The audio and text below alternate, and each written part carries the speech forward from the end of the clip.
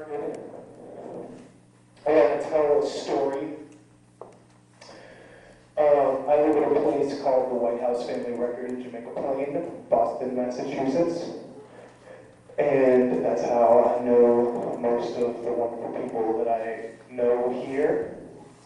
And I'm really grateful for this community that's of related people who do performances and practice being on and practice filling a room with their own intentionality, and I really feel at home in it. And I was really lucky that when I moved into the White House, the first show that I had the chance to host was an event called the International Noise Conference by a guy named Rat Bastard, who's actually a delightful person, despite his name. And he put on the show, and we invited a bunch of people to come, and some of the people in this room came to play. And what happened during that show, in the basement, during Rat Bastard's performance at the end of the night, I was sexually assaulted by a person who was attending that show. And his name isn't important. I'm not gonna tell you his name because his name doesn't matter. And he thought that violence is a shocking form of performance art, and being violent towards people is not shocking. That's the most status quo, average thing you could do in a room full of people who are trying to make something exciting and rewarding and entertaining for themselves, to bring that energy into it.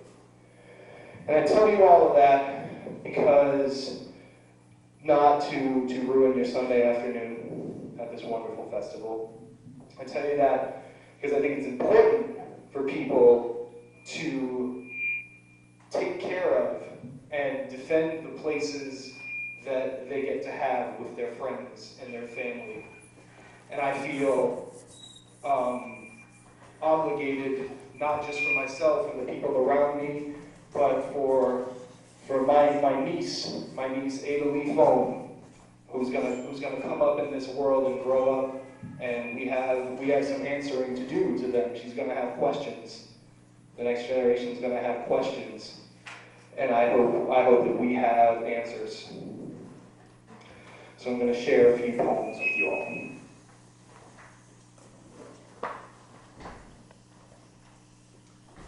In 2011, I had the opportunity to go on tour with an outfit called the Harlem Globetrotters. They're a novelty basketball team.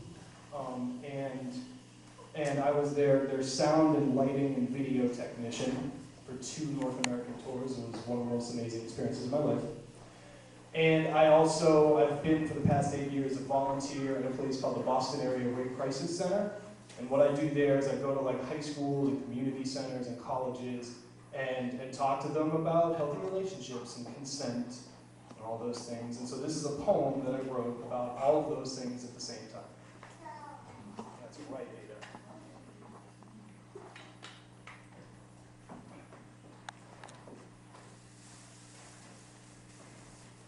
Ada. In the workshops that I facilitate for high school students, I tell them the importance of being a good bystander.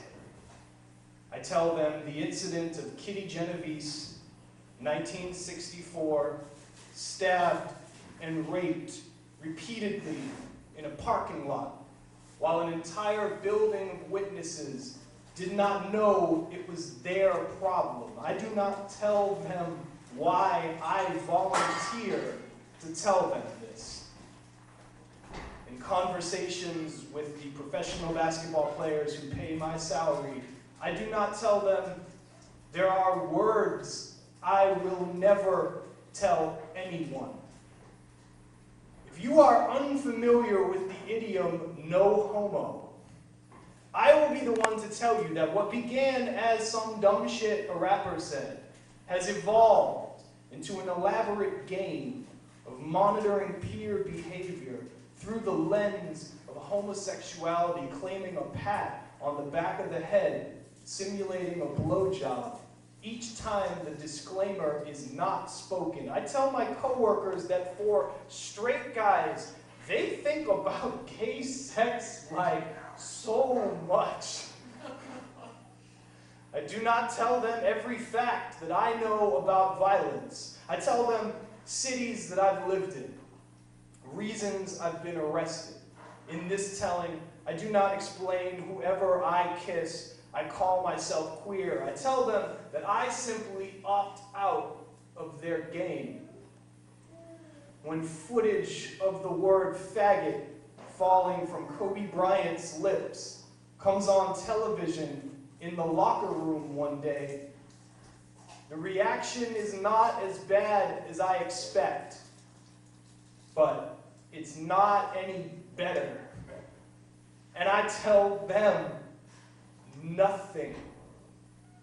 Nothing I tell them will help. I tell adolescent reflections of myself that their actions directly impact the community that we share. I tell them that all assault affects each of us, and it is never only their responsibility in this telling. I do not address questions that this room does not need to know my answer for. I do not tell them the right to unspeak from personal experience. I do not tell them how often I am a staggering coward.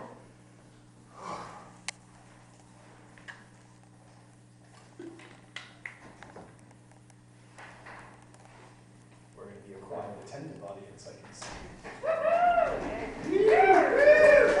We don't have to do the fake group if it feels, Sometimes you talk about a heavy thing and then applause afterwards feels like, what? Did we get? I don't know. I just want you to know there's nothing you can do that will upset me. Even if you leave, even if you feel like you gotta leave the room, I'm good. I've been walked out on by 14-year-olds and I'm good. They're not throwing shit at me, right? Jen knows what I'm talking about. I'm going to share a few more poems, a couple short ones from a book that my wonderful roommates at the White House made for me. They're so talented. Oh, there's a part of Boston that doesn't exist anymore, that used to exist. It was called the Combat Zone. Okay, so it's below Downtown Crossing to the west of Chinatown. All that's really left of it is one little tiny one-way street, and there's centerfold. It's the only strip clubs in Boston. They're on this one little street, and that's all that's there now. But in 1973, you could buy raw heroin on the hood of a state police cruiser on fire down at the Combat Zone. That's what was going on there. And I'm second generation Boston, so I have feelings about it. All I am aware of about my ancestors is their probable involvement in war. My father never knew his own, and so on. 3 shell casings and a box of government plastic with my name on it. The heritage he probably didn't intend to pass down as he shook me like a bottle of pills in the Combat Zone where he was born and not raised. I was 3 by the time I hoisted an uncle's assault rifle all the way down the staircase in that house that haunts our family still. The only heir to a bloodline that dies when I do. This is how I knew not to become a man, because the thought of proliferation is a 50-gallon drum falling hollow through the decommissioned missile silo inside me. There is a reason I am militant, misspelling my namesake, because when I was born, it was decided my body would be a boy, an automatic weapon. I've been dying my entire life to unload.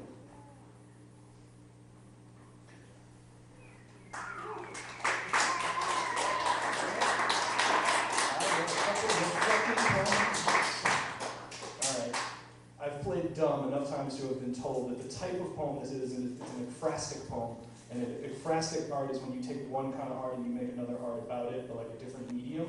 So this is a poem about a photograph. And the name of the photograph is Sailor Kissing, Times Square, 1945. And I never know what's more condescending, is to like assume everybody knows what that is or to not assume. So my roommates did like an illustration of it. It's like the famous picture from like when World War II ended.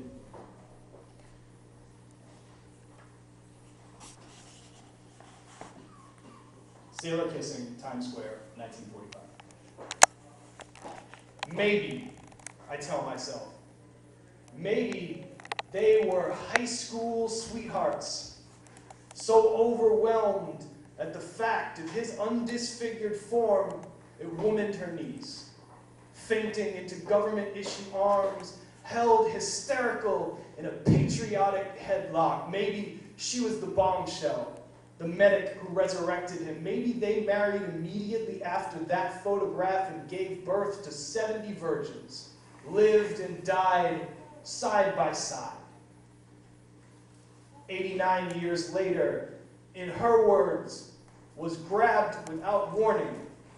In his words, had had a few cocktails. Maybe, I tell myself, maybe it wasn't a big deal back then to them. His actual future wife, pictured over his left shoulder, says she did not mind this interruption to their first date. And which smiling taxpayer in the background could have believed denying the privilege of being dipped in this date with history? A red-blooded veteran, a stranger wearing a woman's uniform, the victor, the spoils.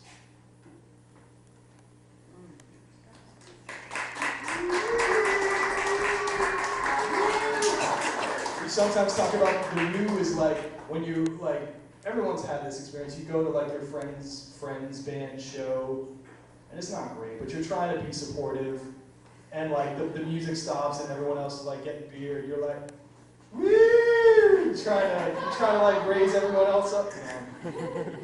You can tell the difference when people give you the non-committal boo. You're not super great. Or you just don't know what to do. You don't know the appropriate reaction to it. I don't know. So there's a shithead who owns a record store, if you can imagine that. And I don't give a fuck. If you want to know who, we can talk.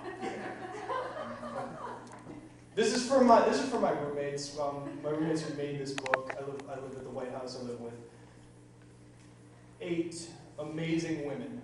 And I fully believe in their ability to speak for themselves and to take care of themselves. But I also fully believe in my obligation to speak out as well, to use the privileges that I have. I'm lucky enough to have a room full of wonderful people pay attention to me while I stand up here and talk. And I'm grateful for that, and I observe that. And so you get to indulge in a little bit of righteous anger sometimes, and it's okay. It's like cocaine. Just don't go overboard. Sometimes it's fine, but know your limits.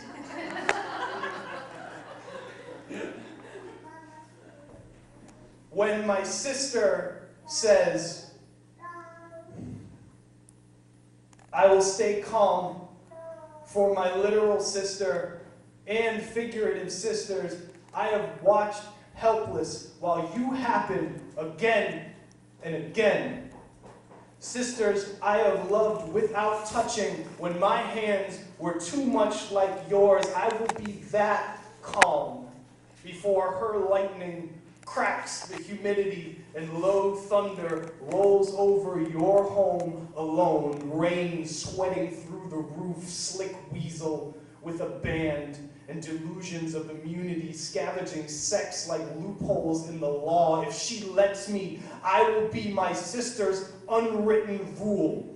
I will be the answer to her furious rhetorical questions. I will be the one who comes to collect you, bring you back to serve her birthday cake. I will make you sweet, and it will not be a teachable moment. I will not stoop to take you back to school. I am going to grind your name into sand and salt your family's field so nothing ever grows again. I am going to take you to the church. I have not been since I was a boy, but I remember a time before my spine how to open you like a holy book.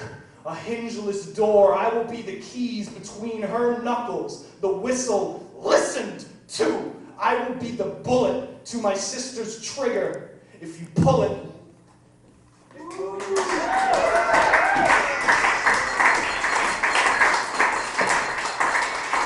I'm going to do 2 more poems. Okay.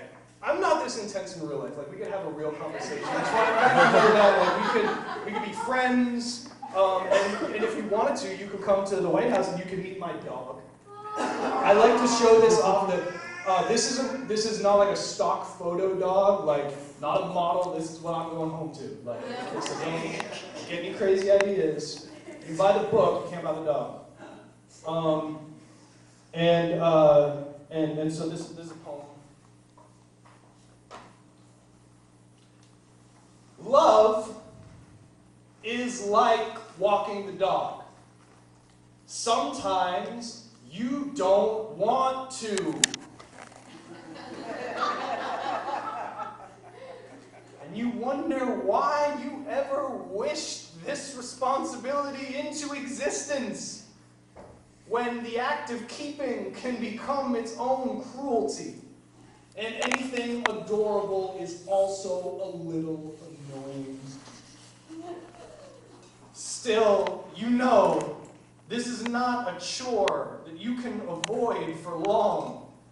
Picking up shit left behind is your entire life. Even when the weather's terrible. Even if the dog is dead.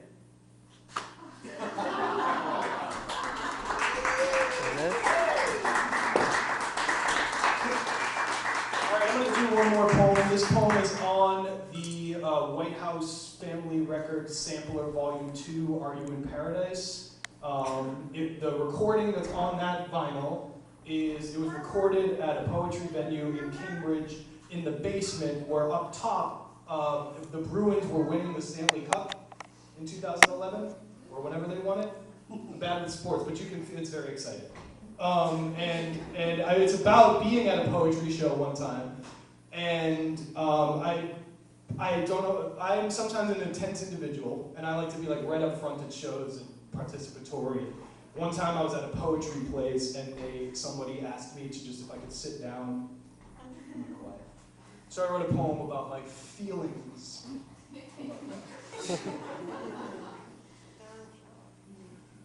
Open letter to the bro who came late to the show, complaining the crowd is packed ass to elbows, and then he had the audacity to ask me to stand aside so he could see from the back seat, and I said, please, this ain't a TV screen, this is a freestyle reality. And I mean, I ain't saying that I belong here more than you, but dude, you gotta move. If you want a good view, get closer. This ain't the line to the bathroom. I want you to climb over me if you have to. Get closer. I paid the cover like everyone else. This is the only place I love myself. I've got my health and not much else, so you'll forgive me, friend, but I ain't buying what you're trying to sell. You're trying to tell me this is an art form to sit down for. Be quietly heartwarmed. I get to the point quick as a dartboard and plenty of time to run my mouth hardcore, so come to the front row. Hang up your cell phone. Tell mom you love her because you might not get home. Just let go like an amplified dial tone, louder than my self-loathing when I'm alone. I get close because I need you to know I care. Alienated, this is all I have to share. And some might say It's unsafe to just bum rush the stage, come what may, but I'll tell you what, I'll be the first to pick you up. The first person concerned you drink too much, close enough to say your attitude sucks. And maybe you ain't racist, but you say some racist stuff. Trust, I've put my foot in my mouth too. But there'd be no reason to get it out without you. I'm talking about you, X-Fest, VTech. I'm talking about you. I'm completely serious now, like I've got something to prove, because I do. Not to you, but to whatever saving grace brought me to this room. Behold, the miracle of the show. It could blow, or it could be the most truth you've ever been told. It's with me everywhere I go, from the bottom of my yes to the top of my no. I refuse to stay composed, and I ain't afraid to step on toes. So get closer. Let it ruin your best clothes. Let it mean something. Let it wreck your home. Get closer, like a man possessed, dancing like he's blessed, even if Bro-town ain't